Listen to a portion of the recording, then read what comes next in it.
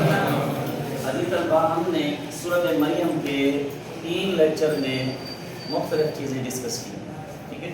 پہلے لیکچر کے اندر ہم نے حجرت حبشہ کا اسباب اور سورۃ مریم کا تعارف پڑھا تھا۔ دوسرے لیکچر میں ہم نے اس کے مضامین پڑھے تھے اور علم میں تعارف پڑھا، اور تیسرے لیکچر میں ہم نے اس سورت کی ترجمہ والی جو آیات ہے پوچھی گئی ہیں، آیت نمبر 30 سے لے کر آیت نمبر 36 تک 6 آیات کا ترجمہ پڑھا۔ آج کے لیکچر میں ہم اس سورت کی ایکسرسائز کو کرنے جا رہے ہیں، ٹھیک ہے۔ پیج نمبر آپ نکالیں 16، پیج نمبر 16 نکالیں، پیج نمبر 16، پیج نمبر 16 میں آپ کا پہلا جو ہے وہ ایم سی کیوز کے حوالے سے کوشچن ہے۔ اچھا، ایکسرسائز میں آپ کو 4-5 قسم کے سوالات ہیں۔ پہلا سوال ایم سی کیوز کا، ادھر بیٹا، دوسرا سوال شارٹ کوشچن کا، تیسرا سوال الفاظ معنی کا، چوتھا سوال آپ کا ترجمہ آیات کا، اور 5واں سوال یہ جیسے میں نے آپ کو پیٹرن بتایا تھا سیم اسی ترتیب پر ہے۔ اور پھر آپ نے پہلے جو 3 سوال ہیں ان کو بطور آپ نے آبجیکٹیو پہ لینا ہے۔ مثال کے طور پر سم ٹائم آپ کے ایم سی کیوز میں سے آپ کو ایم سی کیوز نہیں پوچھا جاتا، وہی ایم سی کیوز بطور شارٹ کوشچن پوچھا جائے گا، اور بعض دفعہ آپ کا جو شارٹ کوشچن ہے اس کو بطور ایم سی کیوز پوچھا جائے گا۔ آپ کو الفاظ معنی ہے، الفاظ معنی اگر 2 دیے جائیں گے بطور شارٹ کوشچن پوچھے جائیں گے، اگر 1 دیا جائے گا بطور ایم سی کیوز پوچھا جائے گا۔ تو یوں آپ نے ذہن بنانا ہے کہ ایکسرسائز کے 3 سوال آبجیکٹیو ٹائپ پر یاد کرنے ہیں اور اگلے 2 سوال سبجیکٹیو ٹائپ پر یاد کرنے ہیں، کیونکہ لانگ کوشچن کا 10 نمبر ہے اور ترجمہ آیات کے کتنے ہیں 15 نمبر ہیں۔ تو پہلا ایم سی کیو دیکھیں، بک کو فالو کریں گے۔ حبشہ کے بادشاہ کو کیا کہا جاتا ہے؟ آپ کے پاس ایم سی کیوز ہیں، اس کے اندر آپشن کے نجاشی، کیسر، کسرا، فرعون۔ تو پہلا دوسرا جواب کیا ہوگا اس کا؟ نجاشی۔ یہ میں نے آپ کو پہلے بتا دیا تھا کہ نجاشی حبشہ کے بادشاہ کا لقب تھا، کیسر روم کے بادشاہ کا لقب تھا، اور کسرا ایران کے بادشاہ کا لقب، اور فرعون کس کا لقب تھا؟ مصر کے بادشاہ کا۔ شاباش۔ دوسرا ایم سی کیو ہے، شاہ حبشہ کے دربار میں تلاوت کی گئی سورۃ حج، سورۃ طٰہٰ، سورۃ مریم، سورۃ الانبیاء۔ پہلے آپ ایم سی کیو سن لیا کریں، پھر دوسرے جواب کا آنسر دیا کریں، ٹھیک ہے۔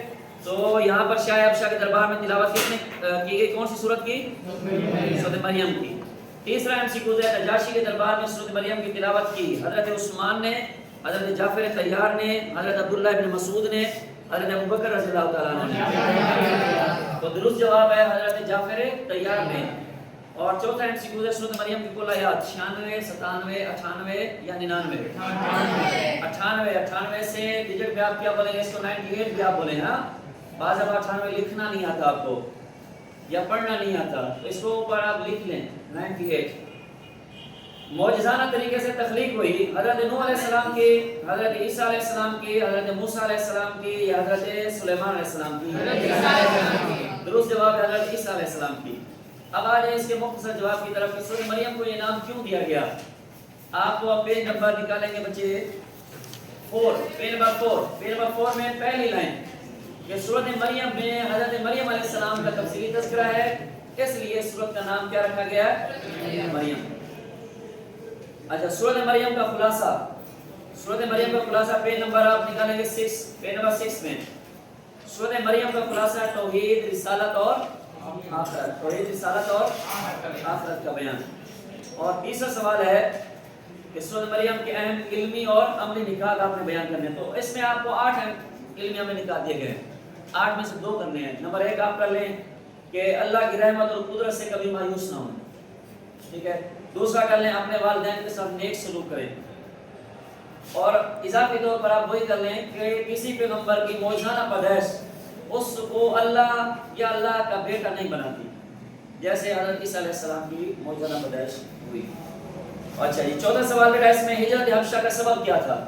پیج نمبر 4 پر اس کا آنسر ہے کہ ہجرت حبشہ کا سبب مکہ مکرمہ میں صحابہ کرام پر قریش کا ظلم حد سے بڑھ گیا تھا۔ مین پوائنٹ آپ کا یہی ہوگا اس جواب کا کہ قریش کا ظلم مسلمانوں پر حد سے بڑھ گیا تھا، جس وجہ سے مسلمانوں نے حبشہ کی طرف کیا کی؟ ہجرت کی۔ آپ یہاں پر اگر جواب دینا چاہیں تو پورا پیراگراف آپ کو لکھنا پڑے گا، لیکن مختصر جواب یہی ہے کہ مسلمانوں پر کیونکہ قریش کا کیا ہے؟ ظلم حد سے بڑھ گیا تھا، اس وجہ سے مسلمان حبشہ کی طرف نبی صلی اللہ علیہ وسلم کی اجازت سے تشریف لے گئے۔ آخری سوال ہے، سورۃ مریم کی تلاوت سن کر نجاشی نے کیا کہا؟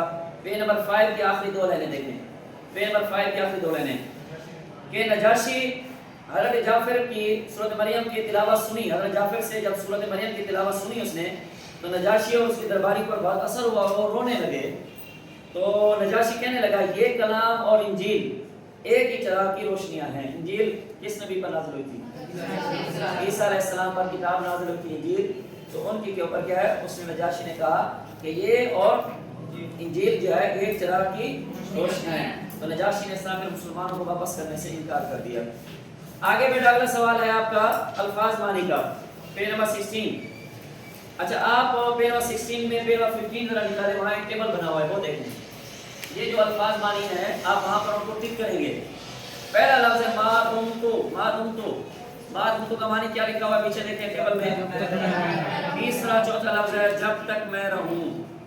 اگلا لفظ ہے مبارکن، مبارکن با برکت، با برکت۔ اگلا لفظ ہے یمترون،